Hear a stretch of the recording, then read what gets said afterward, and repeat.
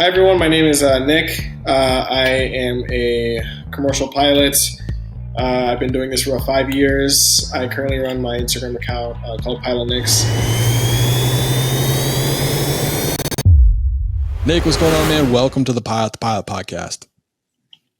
Oh, thank you. I appreciate it. Yeah, man. Happy to have you on. I know we had this set to happen 2-3 weeks ago, but Yeah. for some reason Google decided to rip up all of the internet cables in the neighborhood, and including cutting all the AT&T ones. So they cut everything, and I think I was without internet for a good 2-3 days. It was rough. Felt like I was in the Stone Ages. Oh yeah, that's that. Oh my God, I can't imagine what that was like. Yeah, it was not fun, man. But we're here. We got you on finally, so we can go ahead and get started. The first question I ask everyone is, why aviation? What was it about aviation for you that made you want to get into this industry? Yeah, so I had family members who were pilots. My uncle. There was three people in my life. There was my grandfather, my uncle, and my cousin. Biggest influence I would say was my uncle. He was a fighter pilot in the Navy. He flew the F-14s, the F-18s, and the F-35s. And I'll never forget when I was a kid, he gave us a tour of the aircraft carriers, and we got to see the F-18s up close.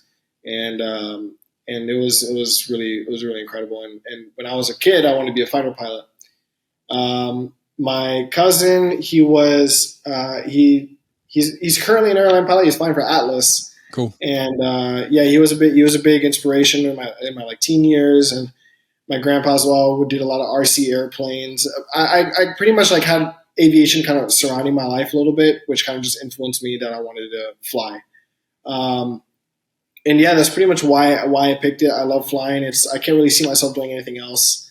I'm like, when I was growing up, I was all about adventure, and flying, being a pilot is probably the best job for that. Yeah. So yeah, that's pretty much what it was. I used to drag my dad to the airport, like when I was a little kid, like 5-6 years old. I live right next to Fort Lauderdale Executive, so I used to make him take me there like every weekend, every Sunday morning to like stay there for about an hour to watch the planes take off. So yeah, I've grown up with aviation, like kind of like inspiring my life. When did that kind of inspiration turn into action? When did you actually take your first flight, or kind of take it from an interest of going to the airport and kind of Googling, how do I actually do this?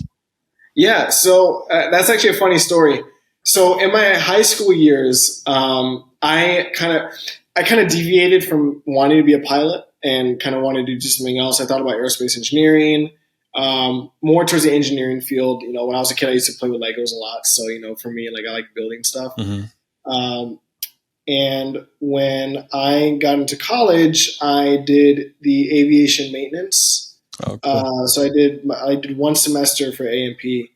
And I despised it. It was not because of the job itself. It was more towards the school. I didn't really like how they organized their the curriculum. And then I started like kind of going back into like self. Like you dive deep back into your thoughts. Like, what am I doing with my life? Right. And I went back towards my childhood roots. And I was like, you know what? I want to fly. So I did a discovery flight. I did with my dad in 2019, and I think it was like somewhere like April or something like that. And we did our first flight, and I loved it. It was like when I got hooked immediately after the first flight. And I always tell people, who want to get involved in aviation, like, hey, do the discovery flight, because then you're gonna know like this is for you. Absolutely. And my dad went with me. My dad said it was. He saw me doing this, and at that point, I made the decision. I was like, okay, well, let's go do my medical exam. If I can get a first class, at least, then not at least, but if I can get a first class, then yeah, I'm going to do it as a career. So I got it, and then I went through the school. I went through the training, and I had a really good time. Flight school was actually the only kind of schooling where I actually really enjoyed, because I was never someone to sit in class and listen to lectures. I'm a very hands-on kind of guy. Mm-hmm. So that's pretty much how I got started. And I did the discovery flight, got hooked, and I just went through it. How'd you pick a flight school? What was, did you have multiple options? Were you just like, I'm here, Florida exec, that plane looks kind of cool, I'm going to go there? Yeah, so the flight school, so here's I needed support for the flight school. My parents, they've been with me throughout my whole journey, and like I said, I would not be here without them. We talked about it, and I wanted a school that had the degree program. Even though I don't really agree with the degree anymore because I'm kind of like already through it. We'll touch base on that later, but I the criteria was to find a school that had a degree program, and I had a couple of choices. I had Broward College, I had Embry-Riddle. I think there's another one, the Miami-Dade University or something like that. There's also Lynn, but that was the criteria, and the one I did the discovery flight with was a Broward College, and I decided to go just do it with Broward College. I liked their training. The instructor that did the discovery flight with me ended up being my instructor for my private pilots. Oh, nice. And for picking a flight school, I also kind of wanted something that pertained to my needs. I had a part-time job at the time, so I needed something that I could work and study and kind of manage my schedule in the way that I needed to do it. Because There's a lot of flight schools out there that they don't allow you to pick your schedule. It's kind of like you get what you get, and you got to deal with it. I needed something where I could kind of manage my own time, manage my schedule, and that's the school that kind of stood out to me. So I ended up making a final decision to go to that school. Was it a Part 141 school or was it a 61 school? It was a Part 141 school. So you got Part 141 with a little flexibility. It's pretty rare. Yeah, it's really rare, exactly. And it was a lot of flexibility. Yeah. I flew when I wanted to. Obviously you would be like, okay, you have to fly like a minimum. You can't just fly like once every month. You know what I mean? But if I wanted to take a 1 week break and go on vacation, I could. So it's That's like good. So I had that flexibility. It's kind of like, pay as you go. It was really nice. My flight training experience is really, really good. Okay, cool. Yeah, my experience at a Part 141, I was at Ohio State University, and when we would go there, you had a slot, and there's people below you in the slot where if there weren't enough planes, then the person that didn't have a plane assigned to them, if they were waiting there, they could jump you if you're like 5 minutes late. So you had to be there 10 minutes early to get an airplane. And if you had an airplane, there's games being played. So I did not enjoy that. So the fact that you found a 141 that kind of operated as much like a 61 as it could might be the best of both worlds. It really is. And I tell people this all the time. I'm like, look, if you're going to pick a flight school, you got to pick one that is it fits what you need, what you want. It's not because I've been to schools. I have seen schools that is just, they don't really pertain to their clients. It's more about like, hey, this is what you're going to get and you got to deal with it. You know what I mean? And I don't think that's the right way to go as picking a school. Some people need to work. Some people need to have other things going on. You're not at the airlines yet. You know what I mean? It's like you don't just get what you get in seniority. It's like you gotta manage everything at once. So I tell people all the time, picking a flight school, you got to pick what you need. And I was lucky to find a school that was able to do that for me. Yeah. So yeah, it's very rare. I've like you mentioned, finding a 141 that has that kind of flexibility it's not easy to find. Absolutely. So. I mean, yeah, I can't remember. I mean, I didn't look at too many 141 schools outside of where I started at Ohio State and then maybe ATP, but quickly realized it's not the route I wanted to go. So 61 for me, man. I don't judge. Yeah. I really don't. 61. There's a lot of people I know who went to 61, found amazing instructors, and they're just as professional as as a 141. I agree. It's just whatever you need, and that's it. That's what it comes down to. So 61, 141, you're going to get the same license. You're going to end up getting the same job. It does not matter. So that's the way I see it. Yeah. All that matters is you find the right fit for you, and hopefully you don't get screwed over and they don't charge you too much money. Pretty much. Yeah, that's exactly what it is. Yeah. Sometimes you don't realize you're getting screwed over until it's already happening. So you got to be on the lookout. No, that's true. There's a lot of schools out there that they will take advantage of your money. Yeah. I have seen it. But it's like what you said, you got to pick one and hope it doesn't screw you over. Yeah. And you mentioned that you're more of a hands-on guy. When you came into flight training, when you actually started diving all the way in, did you find it relatively easy? Did you find it tough? Talk a little bit about how you transitioned kind of from being in lectures that you didn't like, and now you're in an airplane, and it's kind of like you either do or you don't. I got to figure this out. Absolutely. So one thing is when I was very fortunate to have the instructors that I did because the instructors make a difference. Mm-hmm. They really do. I have flown with instructors who they let you do everything, and I've flown with instructors who let you do nothing. For me, since I was a very hands-on person, whenever I went to go fly, my instructor made me, like, from day one, taxi, takeoff, cruise, landing, maneuvers, everything I was doing by myself. If I messed up, I messed up. If I stalled the airplane, I stalled the airplane. And that, for me, was the best form of learning. I'm not really one to just kind of, let's do this on the ground. Let's brief this on the ground how the maneuver is going to go, and then we're going to go up and then, expect perfect maneuvers. No, I'm like trial and error. I have to go practice it a couple of times, see how it actually feels, how the flight controls feel in my hand to see, how this works. So yeah, my instructor was that kind of instructor. I was doing everything, and that's the kind of philosophy that I kind of pass on to my students when I was instructor. Mm-hmm. I make my students do everything because I want them to get a real hands-on feeling for the airplane. I think that's very important for any flight training. For sure. Yeah, and then the other thing was with one thing I really do value is the one-on-one grounds that I had with my instructor. Because when you're in a lecture kind of class, it's very hard for you to ask questions.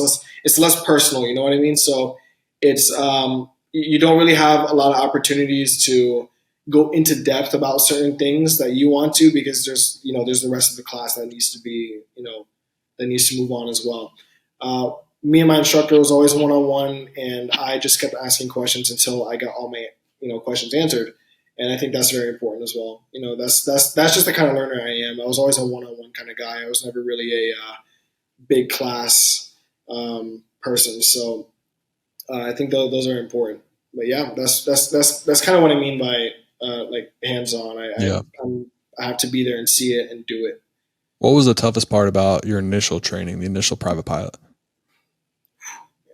Let's see here. I think it was less about the. The funny thing, the hardest maneuver that I had was slow flight. Oh, really? It really was. You know why? Because I didn't understand making the airplane work for you.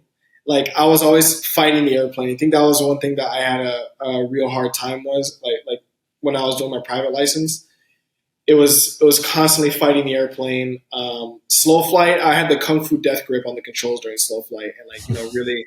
And I would watch exactly, yeah. And I would watch my instructors do it. They'll just put the trim in there, and then they'll just like this, and then the airplane's flying, and I'll be like, "How are you doing this?" Yeah. So I think for me, it was fighting the airplane, and yeah, I think that was one of the toughest things for me was just letting the airplane do the work for you, which I only actually learned. I really learned that when I was an instructor. Yeah. So you really learn that when you're an instructor. It's two different worlds. But for my initial training, I think that was one of them. Weather was also one of my biggest challenges as well. As a private pilot, that was one that was difficult for me because there's a lot of theory. So it's like, got it. It's a different kind of learning. I didn't know if you meant like that cloud looks bad, that cloud looks good. Stay away. But I mean, VFR pilot or private pilot, you're staying away from all the clouds. But still, yeah. Well, exactly. It's pretty wild. Exactly. And one of my biggest there was actually one challenge that I had. Because we had stage checks in between each phase of training. And I never really grasped the concept of PIC until after I got the license. Because, when you're a student pilot, the instructor makes the decisions. Yeah. My instructors, I made the decisions. And it was a good one or a bad one, it didn't matter. Like, for example, let's say the weather's good outside and I say it's bad, okay, we're not flying. And then we would debrief, why did you say that the weather was bad? I was like, it looked bad. We're like, the weather says here it looks fine. We could have flown, but you said not to. So it's really like it's like really trial and error. Like you kind of you make the mistakes and you learn from that. And he's like, you're still going to pay me for not flying, by the way. Exactly. Yeah. No, and that's the worst part. You really, I tell people this. I'm like, if you have one of those stubborn students who they just will never listen to you and they won't study. Yeah. The best I know it sounds messed up, but the best way to get to them is you hurt the pockets a little bit. I've never done it because I feel horrible for doing that, but that's what other instructors have told me to do, and I was like, I don't know, I feel horrible for doing that. Hey man, people pay attention to the money, man. You start messing with the money, they start taking stuff more seriously. I'm Yeah, not you hit their advocating for someone wallets. to do that, like you said, but you gotta do what you gotta do sometimes. You gotta get the kid to pay attention. Exactly. Yeah. No, I remember there was one day where my instructor, I was in my multi-engine training, and my instructor told me for like a whole week, study, study, study, study, all the maneuvers. And I got there, I didn't study a single one of them. We went up in the Seneca. That airplane eats money. It eats fuel. It's at least like $400 an hour. Dang. And we went up and we flew in circles because I didn't study the maneuvers. And then we came back. I was so mad. And then but I came back the next time and I knew all the maneuvers like by heart. So it's like, yeah, it hurts. It hurts the pockets, but it works. Everyone learns some way in that. Everyone's made that mistake where they didn't study too much. So they're just like, well, guess you were just burning money. Works for me. Yep. You're like, you're paying me one way or the other. He's like, I need 25 more hours so I can go to that regional airline. I got peace out. So you better hurry up or else you get someone new. Exactly. That's exactly what it is. Yeah. Oh, it's Yep. funny. Yeah. Private pilot's interesting because obviously, you're coming from zero. Everyone's going to struggle with something differently. For me, like the idea of like understanding trim, for some reason, it was hard for me to really understand that. They're like, just trim it out and feel it. It's like, what am I feeling? Like, like just trim for an airspeed. It's like, I cannot like compute that in my brain. Eventually it clicked and it made, like you said, with SoFlight, it made life so much easier when you can get the trim right and you're not fighting the airplane all the time. And one, you're not going to be as exhausted after you fly because you're not literally going pushing back, pulling up, doing all that crazy nonsense. So, if you struggle with something, guess what? Someone else struggled with it too. So I'm guessing they probably have Yeah. said it on a podcast before, and you can listen to that. But Yeah, you're no, not no, alone. absolutely. It's true. I mean, everything that I like seeing when. Here's the funny thing: people have the tendency to look down on making mistakes, Mm-hmm. and I tell all my students, you should thrive on making mistakes because making a mistake as a student pilot is very different than making a mistake as an airline pilot. You make a mistake as a student pilot, you're learning. It's a learning experience for you. Make the mistakes. Make as many mistakes as you want, and that's how you're going to learn. I tell my students, look at failure as a means of learning. Always don't think that you're not a good pilot or that you're not cut out for this because you're making a lot of mistakes. I made so many mistakes. It's like we just said with you struggling with the trim. That's exactly what my problem was in slow flight. Yeah. It was all the time, just fighting the airplane when I could have just trimmed it out. It was just like you said. I completely understand. That's a very hard concept to actually grasp Yeah. using the trim. So yeah, I completely understand. And definitely learn from other people's mistakes too. You don't have to make every mistake, but listen to what your friends do, because sometimes they might make some really dumb mistakes. You're like, all right, note to self: do not do that. Do not be that guy. Do not be that girl. So Yeah, you can learn from the horror absolutely. stories. Yeah, that's so true. It's funny because a lot of the jokes that I post online, I've probably and people think that I'm making fun of student pilots. I'm really not. I'm making fun of myself because most of the jokes that I post online is me talking crap about myself because I made every single one of those mistakes, and people don't realize that. I'm like, listen, I have gone through all of it. I know. That's So hilarious. yeah. What came next? Was the instrument kind of immediately? Was it kind of like, all right, I'm going to do this as fast as possible so I can get that job? Or did you take some time off after you got your private?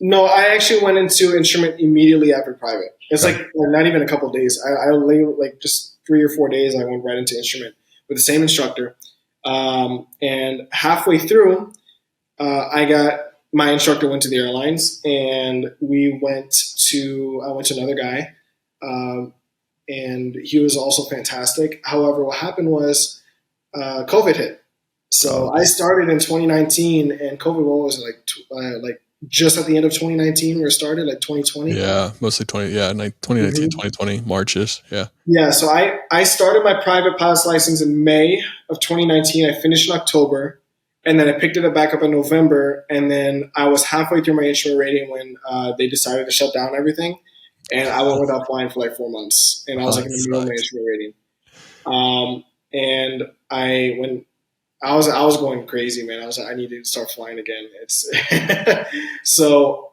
when they opened up everything, I went back to flight training and I did my instrument rating. I finished it, went right into commercial, and then from commercial, I had a choice. I was like, okay, well, I can think I'm going to do my multi or my CFI because I tell people this as well.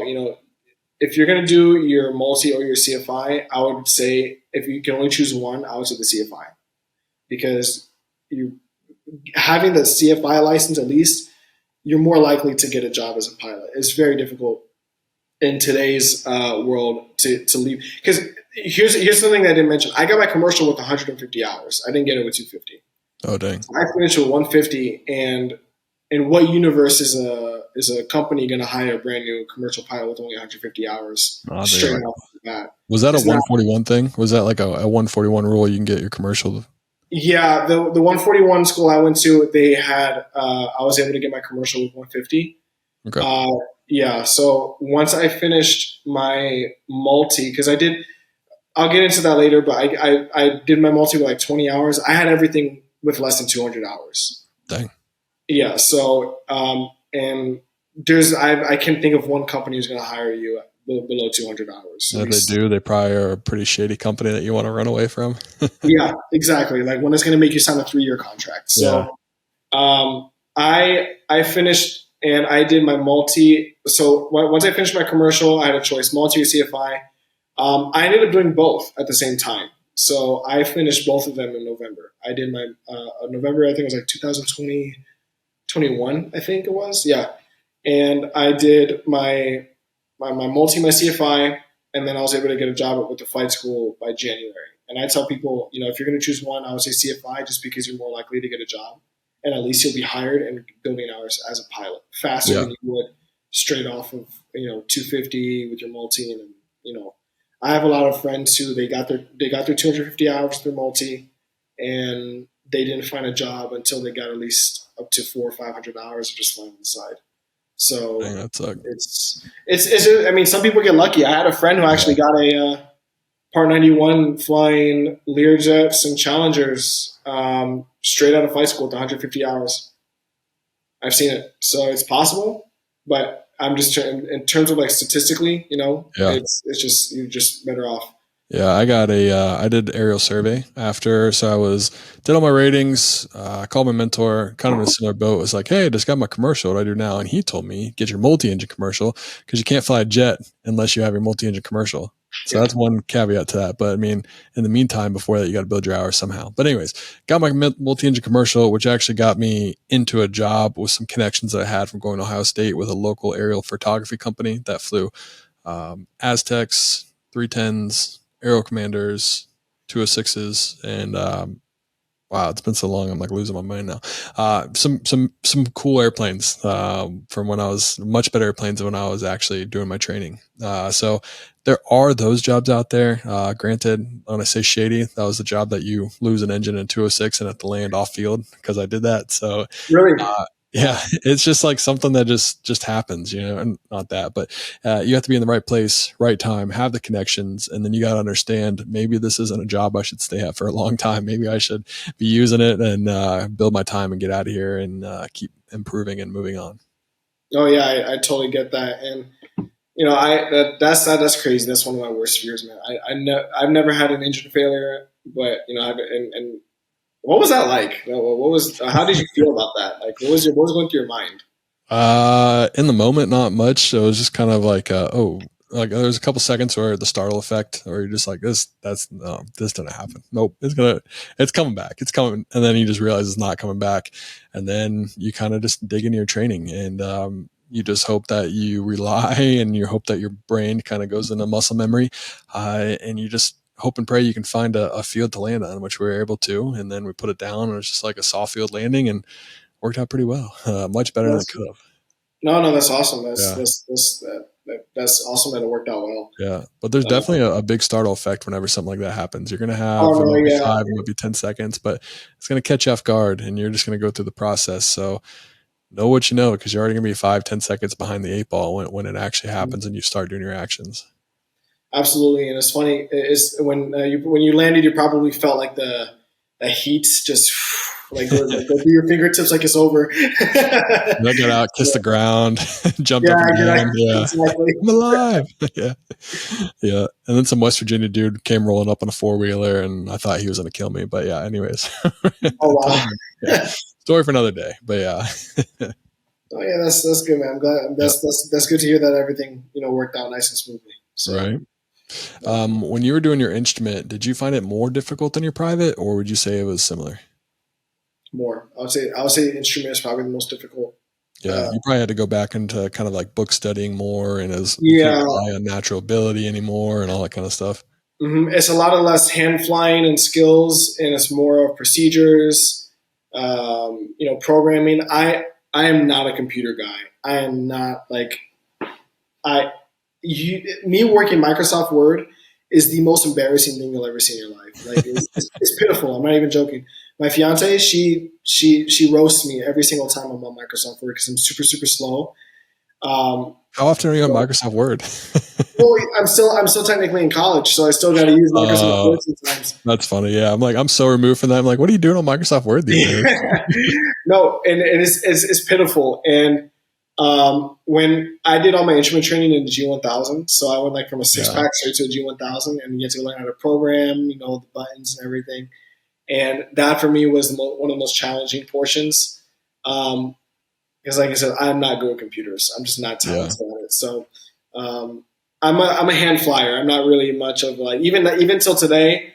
I do not like relying on autopilot just because I am not as like comfortable using it because like I said, like I mentioned, I'm not a computer guy. I'm not really much of a programming guy. So my automatic instinct when using the autopilot today is if something does not go as planned, or like if the plane makes a turn that it's not supposed to, my first instinct disengage the autopilot and fly. That's my first instinct because Like, screw it. I got a 2 hour flight. I'm a hand fly the rest of the day. yeah, I'll fly. I'll hand fly. I don't give a shit. So like Yeah.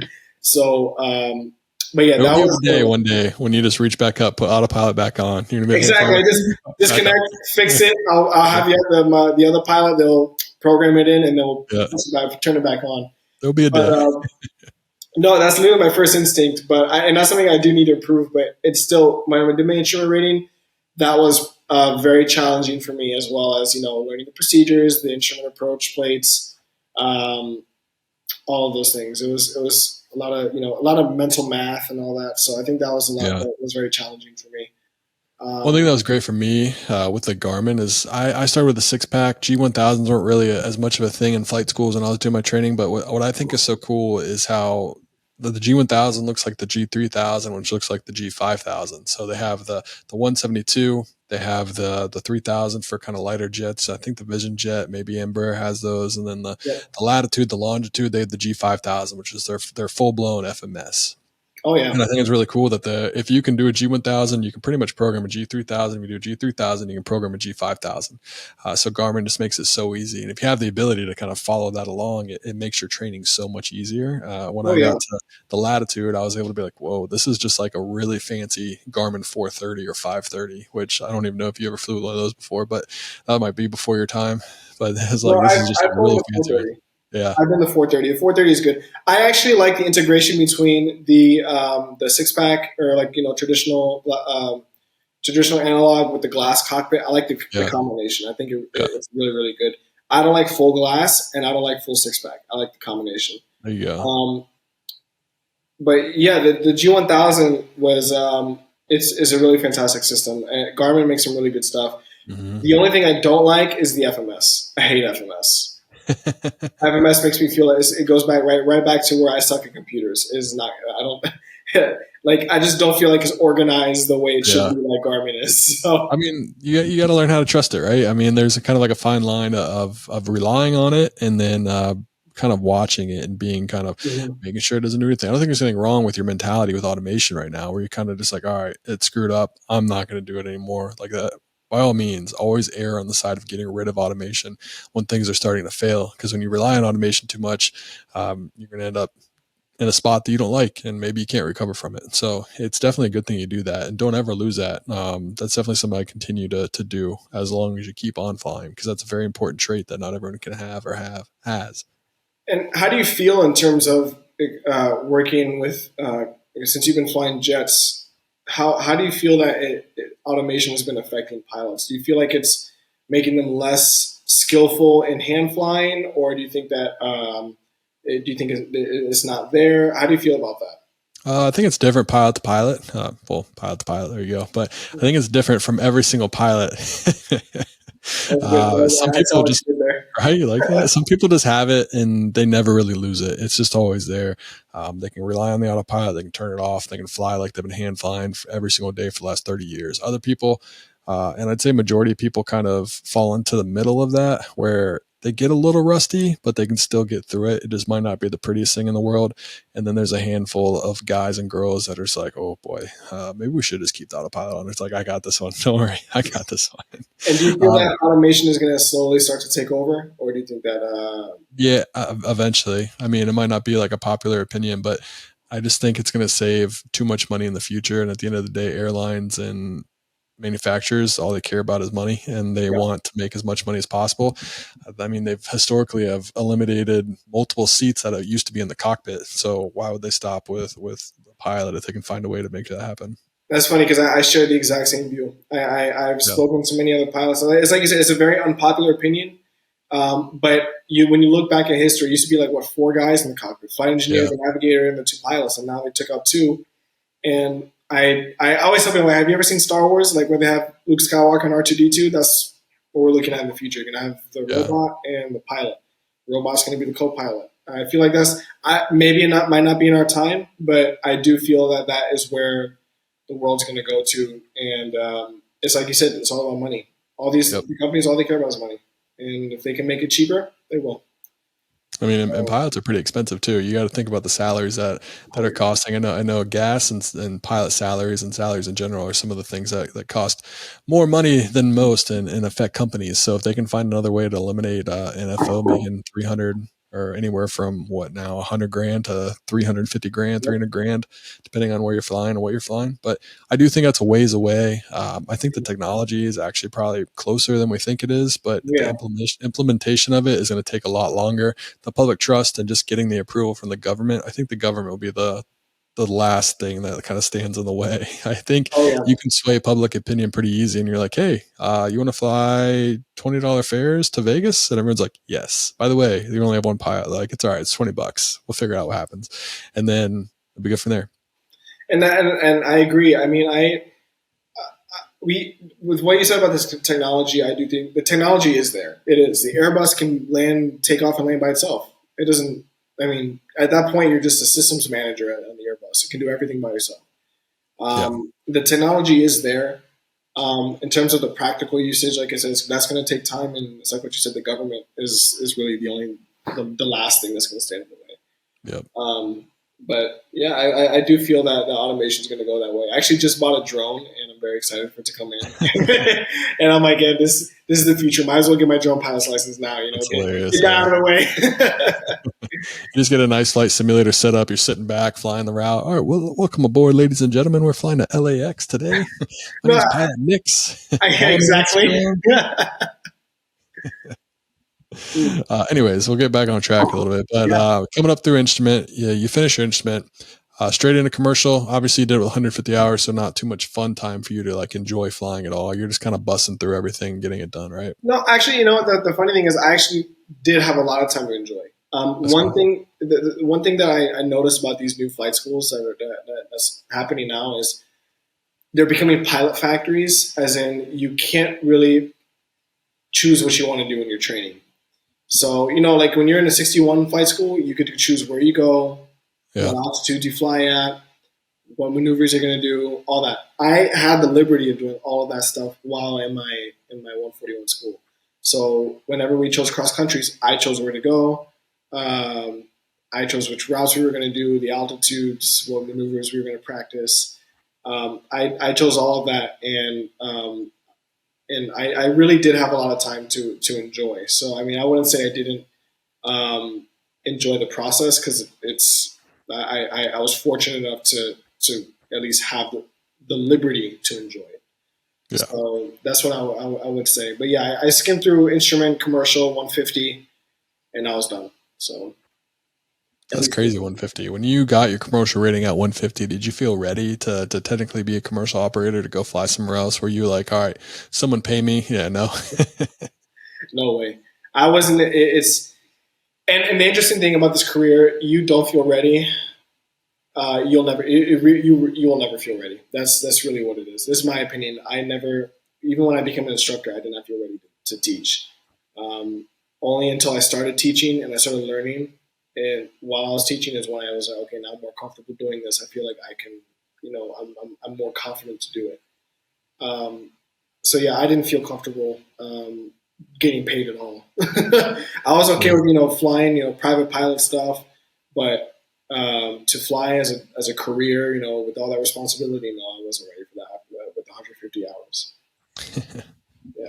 I can imagine getting a Learjet or a Challenger and going to go fly. I mean, obviously they probably had some limitations on what they're allowed to do and what they could do, but Oh yeah. it just seems like it'd be pretty crazy. It is crazy. I wouldn't be able to. I don't think I would have been able to take on that responsibility of going straight from a Cessna with 150 hours to a Learjet. Yeah. I wouldn't be able to do it. Mm-mm. And then so immediately after that, I keep saying immediately after that, immediately after that, immediately after that. But did you do your CFI right away? Did you jump right into it? Yeah, I did my. I took like a month off. Yeah. I think I forgot what I did. I think I went on vacation or something. And then I came back. I did my CFI and multi at the same time. I finished in the same month. Oh, nice. Yeah, and then I started looking for jobs. I got my CFI. I didn't get my CF double I until a couple months later. Um, I found a job so I finished in November, December. I got January. So I finished. I got my first job in January as a CFI. I worked in that school for about four months, I would say. It was like one of Mm, those little mom and pop Part 61. Actually, it was a Part 141 school too, so it was both.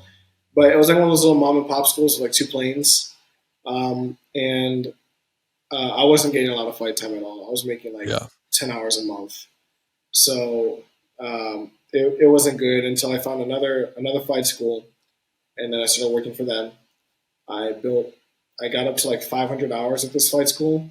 Um, Things they started changing management, changing up their policies, and I wasn't too happy working for them.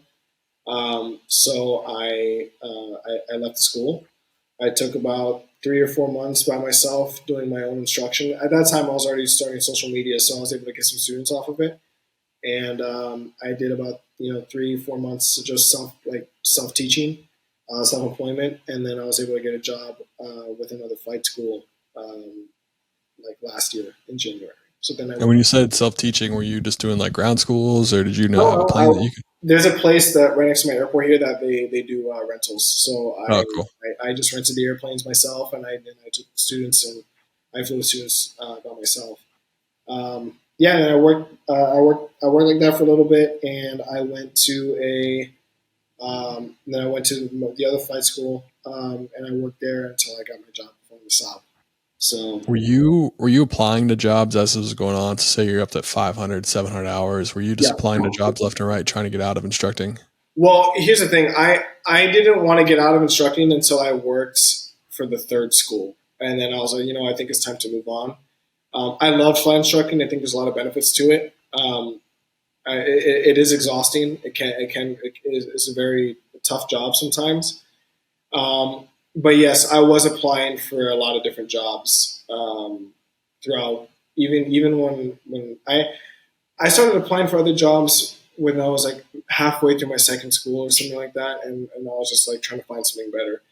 Um, and that's really the case. Yeah. I got some offers. However, those offers, I wasn't really a fan of the terms and conditions to work for those companies. The super long contracts.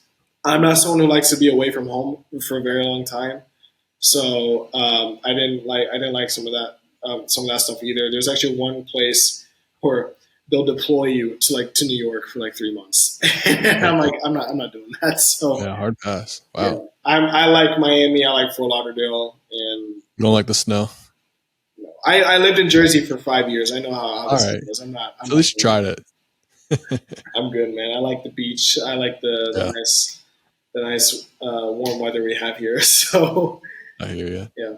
When you said it wasn't until the third job that kind of made you start looking, or the third flight instructor job, what was it that kind of clicked in your brain that you needed to move on and try to find something else? Yeah, I was getting married. That's why. I was like, okay, well, I'm going to propose in August. I think I need to get another job so that I can, get married. Because if I don't find, if it's to be honest, flight instructor pay is not the best. Yeah. So I was like, I need a better paying job so I can, Yeah. support me and my future wife at this point. So If you that's could make decent money being a flight instructor, like not like 600, 500 grand that you can make eventually on an airline, but say make like 100, 150,000, would you consider being a flight instructor for the rest of your career? Or do you think you'd always want to kind of go up and fly something else? no, I would do it. Here's the reason why. It's because when when you're there's a very different vibe to flying general aviation planes than it is to flying those big jets. I if it's me beating my face every day, working 7 to 7 as a flight instructor, making 100K when I could just be somewhere else getting working a little bit easier, then I would just go somewhere else. But if I could be a flight instructor, fly 3 or 4 times a day in a nice plane, good quality plane, making that kind of money, I would do it 100%. I just feel that there's a lot more flexibility with that, with Hmm. being a flight instructor with compared to other jobs. And if you don't like being away from home, flight instructor is hard to beat. Yeah, exactly. I mean, I would totally do it. And it's that thing. I like if I could get a job flying a Cirrus SR-22, There you go. and that, yeah, I would do it easily. Doesn't Embraer have? I can't remember. Is it Embraer in Melbourne? I think possibly they got a big facility there. They hired one of my buddies to just work there, and he flies. He does. I don't know exactly what he does yet, but he does either test flying or does some other kind of flying for him. Yeah, and there's actually Piper up in Vero Beach, which There you go. You yeah, got options, man. a Piper, what's test up? pilot. Hit him up. Come on. Yeah, no, I would love to do it, and Yeah, I have no preference of what I fly. I yeah. just have my set conditions. I want to be close to home.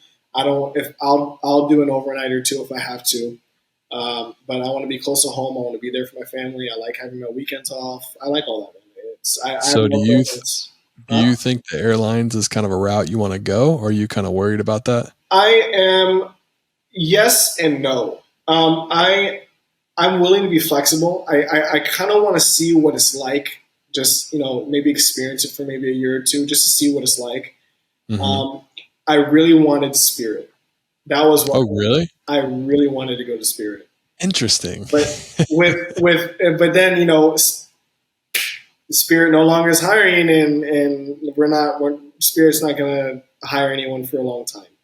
What was it about Spirit that made you want to kind of jump on the yellow bus? I had so many friends who went to Spirit. They told me how the schedule is. Apparently, it's one of the most flexible schedules. I could be wrong. I never worked there, so. Yeah. But supposedly they had one of the best schedules for pilots.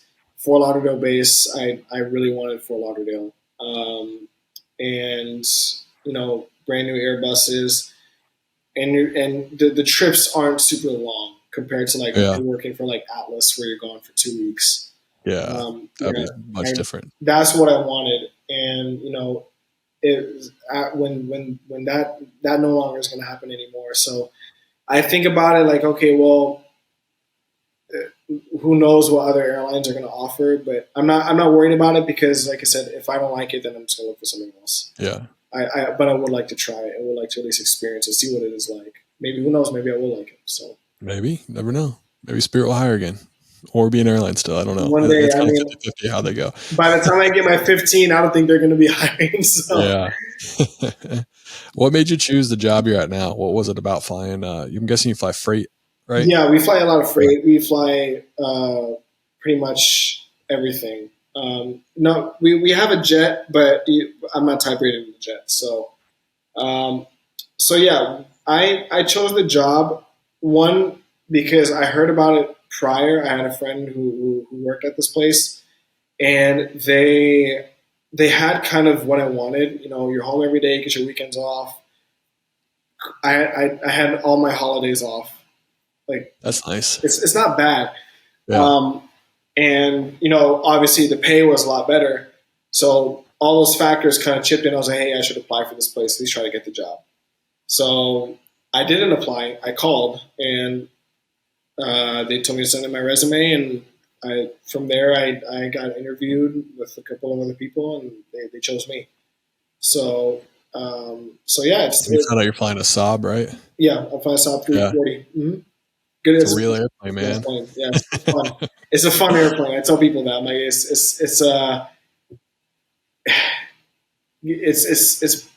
interesting. That's what I would say. Yeah. A lot of What was the transition like for you going from, a 172 or a Seneca to the Saab? very very different. It was Did it very kick your different. butt? One thing I tell people. When you go from flying the Cessna as an instructor, you're not really learning. One is CRM. Two is the call outs, which you're not really doing much. You just what are the call outs for a Cessna? Oh, Mm. airspeed's live, engine instruments in the green, and then you take off. That's it. But then you have all these new call outs that I didn't know about. You have the a multi crew environment where you have pilot flying and pilot monitoring. And those things you don't learn in flight school, and you don't learn it as an instructor because you're not doing that. You're teaching students how to do single pilot ops. So all that was new to me. And when I went in there, the transition was like being hit by a truck. Like I had to relearn a lot of things.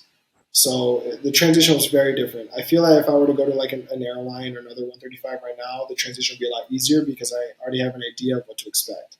So but yeah, So would you say the hardest part was putting it all together, like CRM and learning the airplane, or was it more just like CRM, call outs, flows, triggers, yeah, it was and then less about learning the airplane, and it was more about the CRM, the flow. yeah, Flows for me was kind of I knew about I wasn't unaware of the concept. I knew about the concept of flows, but for me it was really call outs and knowing who does what. Like is it pilot flying, pilot not flying?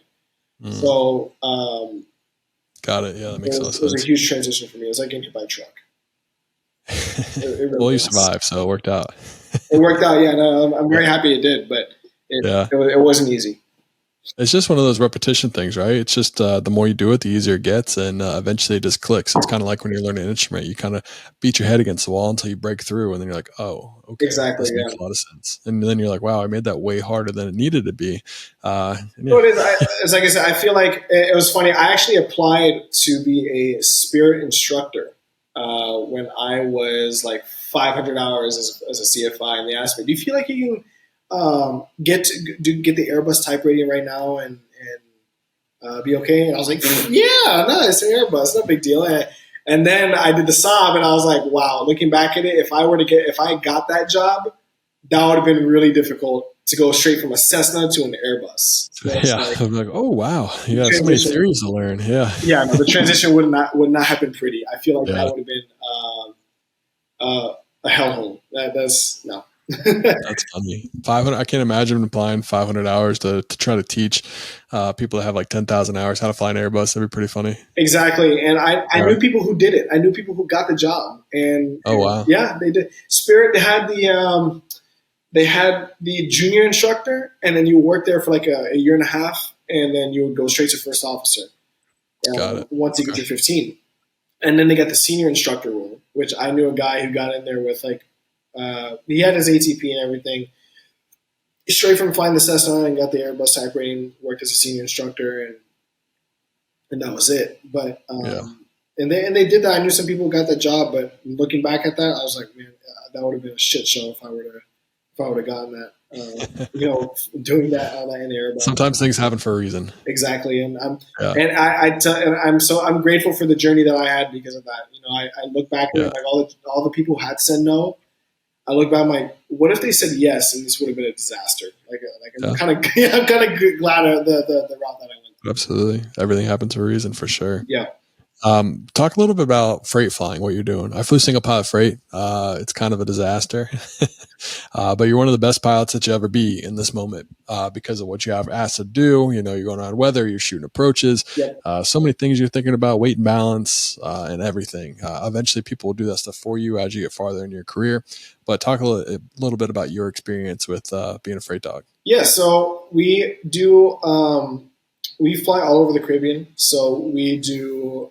I've pretty much been to all the major islands down there: Cuba, Cayman Islands, Turks and Caicos, Jamaica, um, Bahamas. I've done all of that, and we fly pretty much everything. So I have flown bodies, uh, bags of money, like something like $30 million in the back of the plane.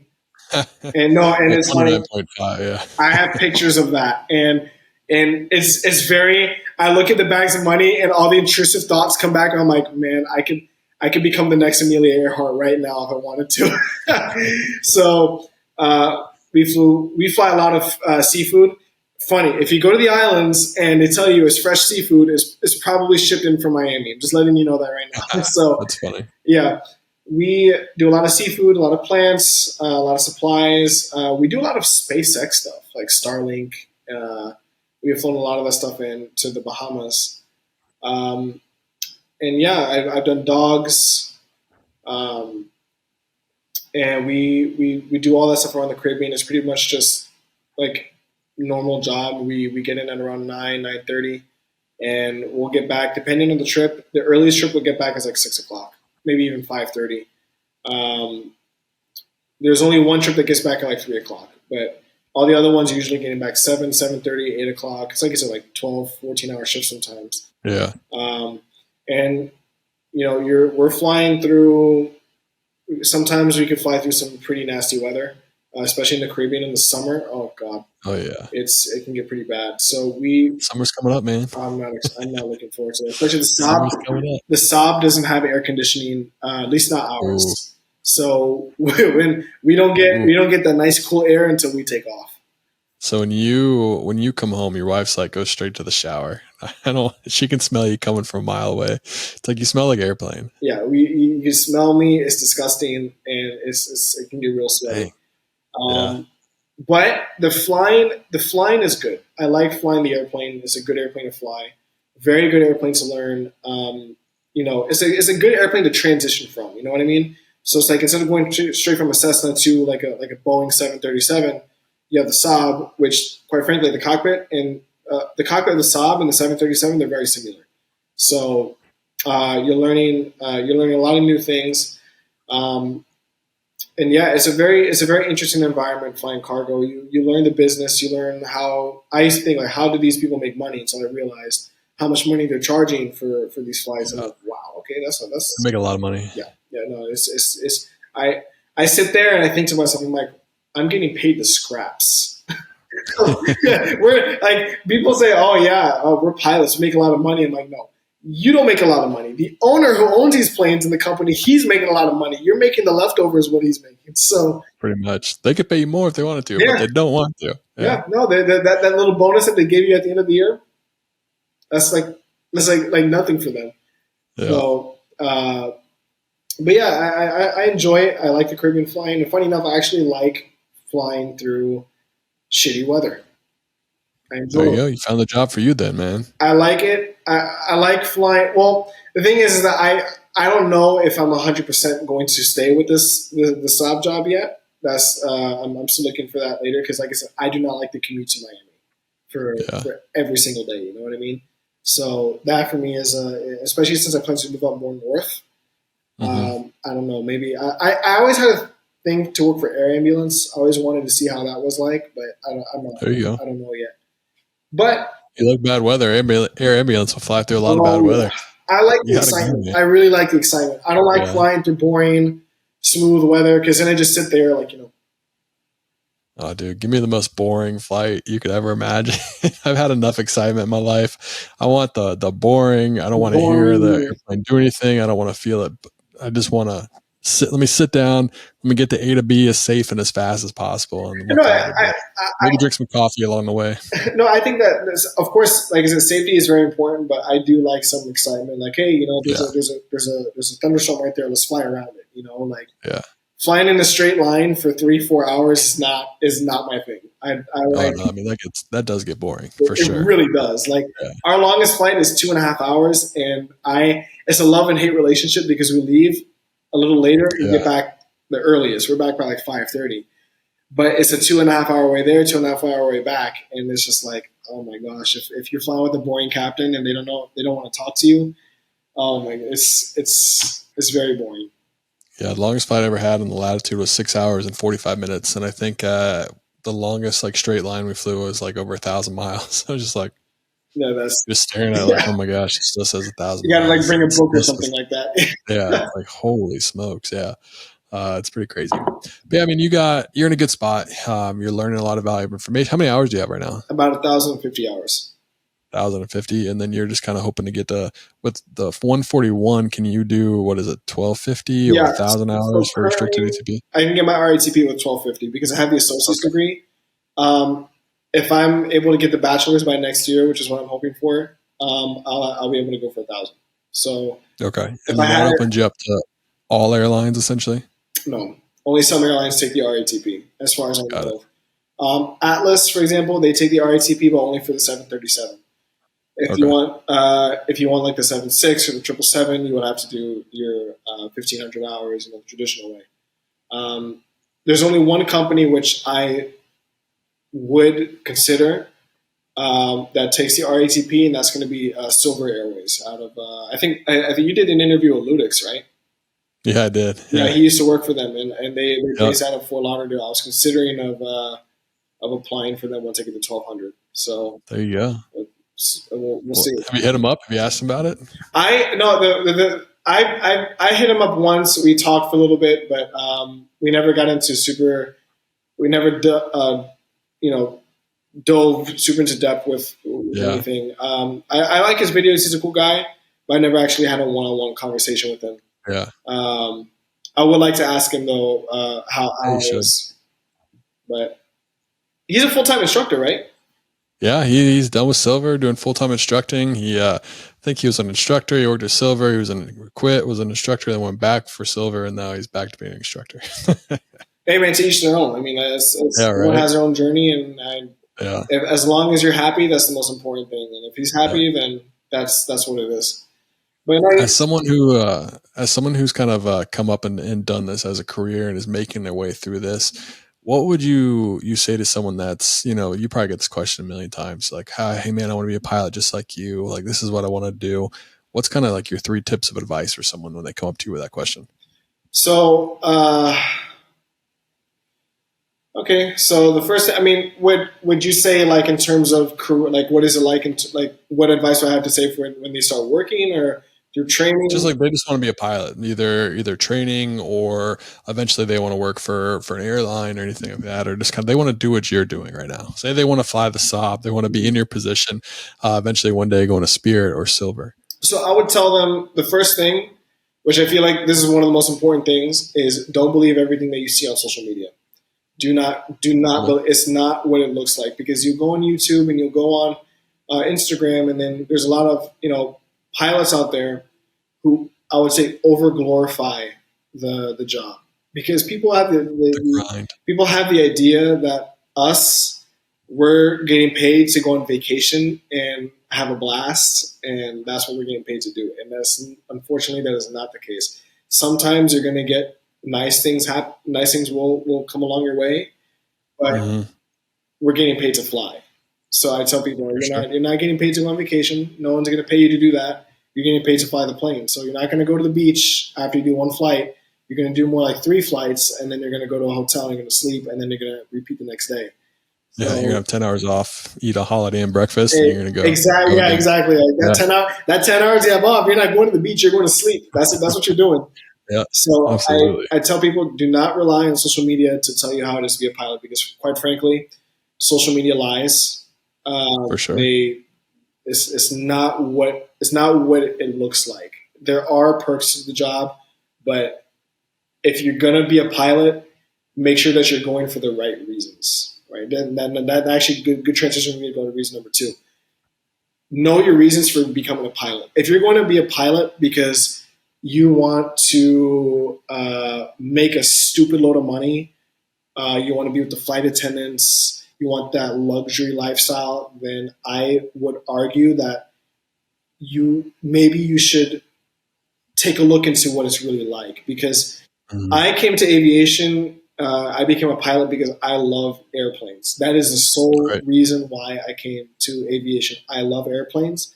I love flying. I like going to. If I can go spend the whole day in a maintenance hangar just watching them take apart airplanes, I can do it. That's And awesome. that's what I like it for that reason. And if you're not passionate about airplanes, you're going to have a very difficult time, at least in the beginning of your career, because the beginning of every pilot's career is not this luxurious making money lifestyle. It's a grind, and you really got to be passionate about what you're doing to make it to to a major airline where you will have that kind of lifestyle, right? So that's reason number two, right? So don't rely on social media to tell you what it's like. Number two is like know the reason why you're going in before you go in, because um, you don't want to get in thinking that you're going to be balling $500,000 a year once you finish your 250 hours.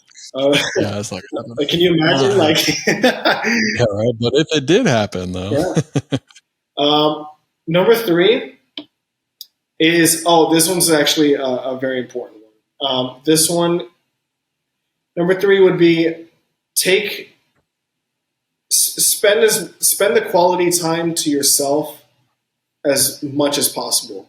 Find a hobby, find a something that you are passionate about that is separate from your job. Don't make your life about your job, because I feel that now we have this whole supposedly we have this whole mental health crisis with the pilots, and one of the reasons why I think that's the case is because being a pilot is one of the most you're one of the most highly trained and highly tested individuals on the planet. Like, you're going through recurrence every 6 months. You have to always make sure you're updated on systems, updated on all the new technology that's coming out. Um, you have to stay proficient. All of those things. It's hard to have free time for yourself. So I would say when you become a pilot and when you get to that point in your career, make sure you take time off for yourself to get away from it, just so that you can be healthy. Make sure that you stay healthy. That is for me, that is one of the most when I'm not working, I am not working. Today I'm off. I'm off. My phone is on do not disturb. yeah, And the reason why is because this is my time to take a break and enjoy. And when because you know it, that's just the way I just think it's important. To yeah, always have a little bit of a little bit of stability in terms of your mental and your physical health in terms of your job, because sometimes the for job can be sure. gruesome and You need really, some kind of outlet. It can't be your whole life. Yeah, yeah, you totally have agree. to have some. Like, one thing is to work as a hobby, or to work in aviation and do aviation as a hobby. Doing Yeah. aviation as a hobby is significantly a lot more fun than doing it for a job. Oh, for sure. Absolutely. It's I tell, like, they're like, oh my goodness, you must love flying the Saab. So I'm like, listen, I miss flying the Cessna. I love just going out and just taking the plane out, doing a shoreline, sunset, just to relax. That for me is amazing. Yeah. And but yeah, just when the third thing would be, take time for your own mental health, take time off, and give value to your time off to do other things like spend time with your family, spend time with your fiance, your wife, your girlfriend, your friends. Go out to eat. You don't want to get home from work and just, I don't know, just start hitting the books and start training for your next recurrent. Right. It's a lot. So Would you say your Instagram page is an outlet for you? yes, I would say that my Instagram page is both an outlet and it's also kind of like a second job for me. Yeah. I do love making content. I love telling stories. That is, people tell me all the time. Like, people ask me, "Oh my goodness, why do you do it?" Well, I like to tell stories. That's one of my favorite things to do. Yeah. I think that's how we connect as human beings. And I like making the content, telling stories, making videos. My mom's a photographer. I have some cousins who are also photographers. I like working in that field. So that's kind of one of the reasons why I just bought a drone, because I was like, I can get some pretty cool shots with the drone. Yeah. But yeah, it is an outlet for me. When I'm not working, I'm usually working with social media and doing making videos and all that. So yeah, that's definitely an outlet for me. That's good. Yeah, everyone's got to find the outlet, and whether it's just making videos about airplanes but still taking time off, then there you go. Yeah, and Uh, I really enjoy it because social media. And the funny thing is, in the aviation industry, social media is looked down upon yeah, quite a bit, especially in the airlines. Um, Social media has actually brought me a lot of opportunities that I would never have gotten if it wasn't for my page. I've done a lot of things. I've seen so many things that I never thought I would have been able to do. I have zero regrets about starting social media. Like my goal is I want to enjoy the journey, and it's not necessarily just become an airline captain. And that's it. You know, I just want to have fun. You know, that's my goal, and you know, obviously make a living off of it. yeah. Something's got to pay the bills, right? Yeah, exactly. I'm not really about. Whether it's Instagram, whether it's this or I that, just want to it have. is I what just it want to is. So, enjoy. You know what I mean? So, yeah, um, and it's looked down upon. I quite frankly, I don't really care. I like doing what I'm doing. I like to tell those stories, and I like to relate to other people who they go through the exact same things, even whether it's a small 5 second joke. I like to make people say, "Oh my goodness, I'm not the only one," you know, because I yeah, went through everything that all the other student pilots have been through, and everyone in aviation, we all go through the same stuff. I like to make fun of it. So yeah. it's When did you say it? When would you say it started feeling like a more of a second job than kind of as a hobby? when the opportunities started to come. I have had a couple of sponsorships. So Hmm. when your account does grow a little bigger, you start to get more opportunities and say, hey, you know, can you make a video for us featuring our product? And then that's when it becomes more of a job when you start making Yeah. some money off of it. Um, Has that made it harder? Has it made it kind of made you kind of not enjoy it as much anymore because it's not an outlet now? It's more of like a burden. Granted, it's a great burden, right? You make money off it, mhm. but it's something that not necessarily that you get to do anymore, but it's something you have to do. Well, yes and no. That's the funny thing. It's I enjoy it the same way, but at the same time, it is a little more of a burden because it's it gets a little more stressful because I got to make. Yeah. I have dates. I have time limits to produce something for someone. So it does get a little more stressful. I would say that, but at the same time, I do get opportunities where I my mouth just drops. I'm like, how? Like I don't understand. Like What's one opportunity that you could say? I did one with General Electric in April where they announced this new they separated into three different companies and they were gonna do a drone show over New York City and it's like 1,000 drones and they sent me an email asking me to go and they covered pretty much everything for me to go up there. I was able to go with me and my fiance and we went up and it was like this whole VIP event. We went up like to like the. Do you know where the Equinox is in New York City? It's I like know of it based on Instagram. I've never been there myself. yeah. So it's in Hudson Square Yards, and we went to the Equinox Hotel, and they brought us up to like the middle of the tower, and like it was like a restaurant. We had dinner up there, and it was like a bunch of other like influencers. I met this guy. His name was Parker, and he's like this famous drone pilot. And I don't know if you've seen this video on Instagram where there's like a drone like flying through like a volcano, and then like the lava is like coming out, and then he got Sounds familiar. yeah That's him. yeah. I met this guy, and like I met a bunch of other people, and I in that moment I was there. I'm at a VIP event to watch a drone show by General Electric, which is one of the biggest energy companies in the world, and they're paying me to do this. I was like, I couldn't believe that I was there, and if it wasn't for the stuff that I was doing on social media, I wouldn't have never been there. So Right. it's a lot of hard work, but for me, I'm really grateful for how it paid off, and it's amazing because I get to bring my fiance along with me. I don't know. Absolutely. Bruno. Yeah. Yeah. So he was actually in the area. I went up there for the weekend and I called him. I was like, "Hey, can we go fly? Like, can we do a flight?" And he was like, "Yeah, sure." So we did a flight, and it's funny because all these other influencers and content creators, I used to look up to them when like just 2 years ago. Like I was scared to go talk to them at Sun and Fun. I didn't want to disturb them, and I used to watch their videos like, oh my gosh, these people are so cool. And now I'm getting their phone numbers, and now I'm like chatting with them like they're my friends and stuff like that. I'm like, this is so weird. Like I cannot. Like what happened? What happened? Like I don't know. How did I get to this point? And what portal did I go through? Yeah, it's like what the heck? And it's crazy, and it's like now I get to go to Sun and Fun, and I get to go to the Cirrus booth over there and stay at the balcony with free Gatorade. So and air conditioning, yeah. And it's like it's really crazy, and I'm very grateful for all that, because it's not just about me. I can also like to bring the people I love into that world and show. I can have an easier time showing them about what I do and what I love. Definitely. My fiance, I get to bring her to all these events with me, and I love making her a part of it. I'm actually including her more in my videos now to make. I'm like, now I'm going to make you famous, babe. We're going to go and we're going to. Like, we need to be an influencer family. Come on, we're going to help a whole community. Pull your own, yeah.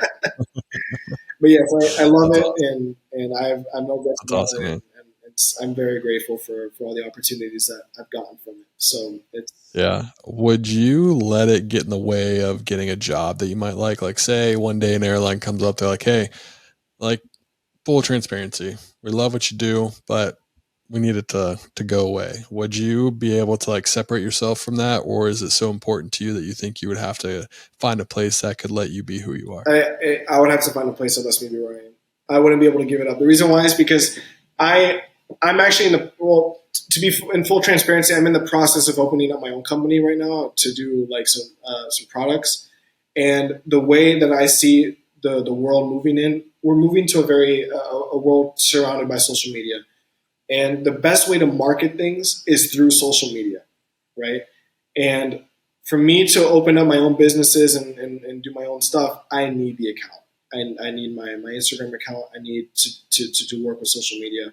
And another important thing that I would say is I like to do my job, but also have the liberty to film it, to show people what I do, to tell those stories. I like the combination of both. I cannot be on just one, because I just don't feel that I would be happy just doing nothing but flying and not being able to. Because I know that in the airlines you're not allowed to like film in the cockpit per se, but like I don't think that I would make a choice between the two.